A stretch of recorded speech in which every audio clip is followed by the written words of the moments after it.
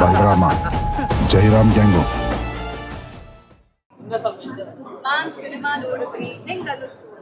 ನಿಮ್ಗೆ ಹೆಂಗೆ ಅನಿಸ್ತು? ಫಸ್ಟ್ ಬಟ್ಟೆ ಚೆನ್ನಾಗಿದೆ ಅಂತ ನಿಮಗೆ ಹೆಂಗ್ ಅನಿಸ್ತು? As audience as an audience I am the first audience actually.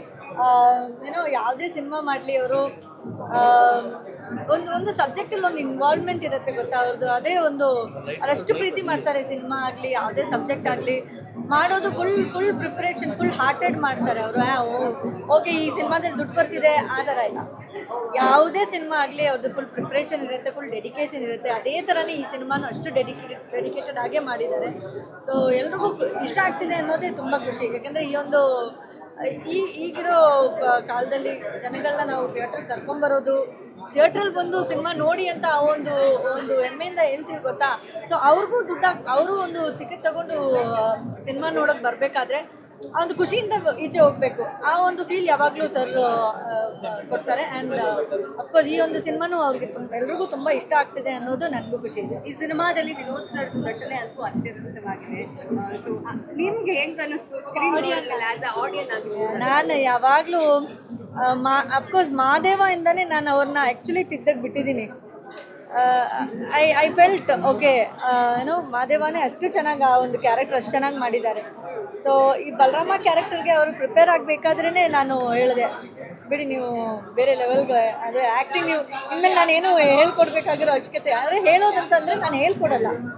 ಅಂದರೆ ಈಗ ಏನಾದರೂ ಮಾಡಬೇಕಾದ್ರೆ ಇದು ಚೆನ್ನಾಗಿಲ್ಲ, ಇನ್ನೊಂಚೂರು ಬೆಟ್ರಾಗಿ ಮಾಡಿ, ಇನ್ನೊಂಚೂರು ಈ ಥರ ಮಾಡಿ ಅಂತ ನಾನು ಹೇಳ್ತೀನಿ ಅಷ್ಟೇ ಹೊರತು ಅಫ್ಕೋರ್ಸ್ ಹೇಳ್ಕೊಡೋಕ್ಕೆ ನಾನೇನು ಅಷ್ಟು ದೊಡ್ಡವಳಲ್ಲ. ಅಂದರೆ ತಿದ್ದೋದು ಅಂತ ಹೇಳ್ತೀವಿ ಗೊತ್ತಾ. ನಾನೇ ಫಸ್ಟ್ ಆಡಿಯನ್ ಆಗಿದ್ದು ಒಂದು ತಿದ್ದೋದು ಅಂತ ಹೇಳ್ತೀವಿ ಗೊತ್ತಾ ಅದು.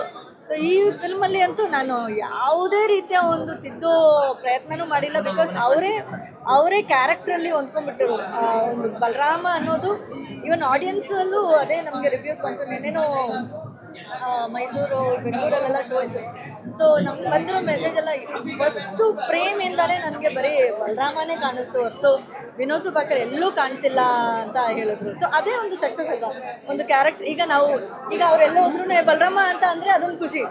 ಸೊ ಆ ಕ್ಯಾರೆಕ್ಟ್ರಲ್ಲಿ ಹೊಂದ್ಕೊಂಡ್ಬಿಟ್ಟಿದ್ದಾರೆ ಜನ. ಆ್ಯಸ್ ಅ ಕ್ಯಾರೆಕ್ಟರ್ ಇವನ್ ಏನೋ ರೆಕಗ್ನೈಸ್ ಮಾಡ್ತಿದ್ದಾರೆ ಅನ್ನೋದೇ ಒಂದು ಖುಷಿ ಇದೆ. ನಾನಂತೂ ಆ ಸೀನಂತೂ ಎಡಿಟಿಂಗ್ ಆವಾಗಿಂದನೇ ನಾನು ನೋಡಿ ಎಷ್ಟೋ ಸತಿ ಹತ್ತುಬಿಟ್ಟಿದ್ದೀನಿ. ಬಟ್ ಇವನ್ ಮ್ಯೂಸಿಕ್ ಆಗಲಿ ಆ ಒಂದು ಸೀನ್ಗೆ ಮ್ಯೂಸಿಕ್ ಅಷ್ಟು ಎಲಿವೇಟ್ ಆಗಿ ಸಂತೋಷ್ ನಾರಾಯಣನ್ ಅವರು ಕೊಟ್ಟಿದ್ದಾರೆ. And I am so happy. ಆ ಸೀನ್ ಅಷ್ಟು ಪಟ್ಟಿರೋ ಕಷ್ಟಕ್ಕೆ ಅಷ್ಟು ಚೆನ್ನಾಗಿ ಬಂದಿದೆ ಅನ್ನೋದು ನನಗೆ ತುಂಬ ಖುಷಿ ಆಯಿತು. ಐ ಹೋಪ್ ನಿಮ್ಗೆಲ್ಲರಿಗೂ ಆ ಒಂದು ಸೀನ್ ತುಂಬ ಹಾರ್ಟಲ್ಲಿ ಒಂಥರ ಕಷ್ಟ ಆಗೋ ಒಂದು ಫೀಲ್ ಆಗೋ ಥರನೇ ಇದೆ ಅಂತ ಅನಿಸ್ತು.